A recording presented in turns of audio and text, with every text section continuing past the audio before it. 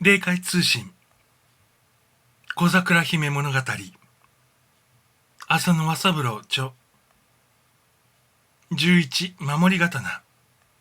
体がなくなってこちらの世界に引き移ってきても現世の執着が容易に取れるものでないことはすでに申し上げましたが、ついでにもう少しここで自分の罪を申し上げておくことにいたしましょう。口先ですっかり悟ったようなことを申すのは何でもありませぬが、実地に当たってみると思いのほかに心の垢の多いのが人間の常でございます。私も時々こちらの世界で現世生活中に大変名高かった方々にお会いすることがございますが、そうきれいに御霊が磨かれた方ばかりも見当たりませぬ。あんな瞑想知識と謳われた方がまだこんな薄暗いところにいるのかしら。時々意外に感ずるような場合もあるのでございます。さて、お約束の懺悔でございますが、私にとりて何より身に染みているのを一つお話しいたしましょう。それは私の守り刀の物語でございます。忘れもしませぬ。それは私が三浦家へ嫁入りする折のことでございました。母は一振りの懐剣を私に渡し、これは由緒あるお方から、母が拝領の懐剣であるが、そなたの一生の喜びの記念に守り刀としてお譲りします。肌身離さず大切に所持してもらいます。両眼に涙をいっぱい溜めて真心込めて渡された記念の懐剣。それは中身といい、また作りといい、誠に申し分のない立派なものでございましたが、しかし私にとりましては懐剣そのものよりもそれが懐かしい母の形見であることが他の何者にも変えられぬほど大切なのでございました。私は一生涯その懐剣を自分の魂と思って肌身につけていたのでした。いよいよ私の病勢が思ってもうとても難しいと思われました時に、私は枕辺に座っておられる母に向かって頼みました。私の懐剣はどうぞこのまま私と一緒に缶の中に収めていただきとうございますが。すると母は即座に私の願いを入れて、その通りにしてあげますから安心するように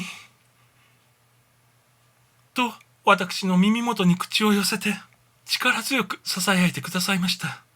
私がこちらの世界に目を覚ました時に、私はふと右の事柄を思い出しました。母はあんなに固く受け合ってくだされたが、果たして懐剣が意外と一緒に墓に収めてあるかしら。そう思うと私はどうしてもそれが気がかりでたまらなくなりました。とうとう私はある日指導役のおじい様に一部始終を物語り、もしもあの懐剣が私の墓に収めてあるものなら、どうぞこちらに取り寄せていただきたい。生前と同様あれを守り刀にいたしとうございますとお頼みしました。今の世の方々には守り刀などと申しても、あるいは頭に力強く響かぬかも存じませんが、私どもの時代には守り刀はつまり女の魂、自分の命から2番目の大切な品物だったのでございます。神様もこの私の願いを無理からぬこととおぼしめされたか、快くお引き受けしてくださいました。そして例の通り、ちょっと精神の統一をして私の墓を投資されましたが、すぐにお分かりになったものと見え、その会見なら確かに賢に見えている。よろしい、神界のお許しを願って取り寄せて使わす。そう言われたかと見ると、次の瞬間にはおじい様の手の中に私の世にも懐かしい懐剣が握られておりました。無論それはいわば刀のせいだけで、現世の刀ではないのでございましょうが、しかしいかに調べてみても金粉を散らした濃い朱塗りの作りといい、またそれを包んだ真紅の金蘭の袋といい、生前現世で手慣れたものに寸分の相違もないのでした。私は心から嬉しくおじい様に厚くお礼を申し上げました。私は右の懐剣を現在とても大切に所持しております。そして修行の時にはいつもこれを御鏡の前へ備えることにしておるのでございます。これなどは一段も二段も上の方からご覧になれば、やはり一種の執着と言われるかも存じませぬが、私どもの境外では、どうしてもまだこうした執着からは離れきれないのでございます。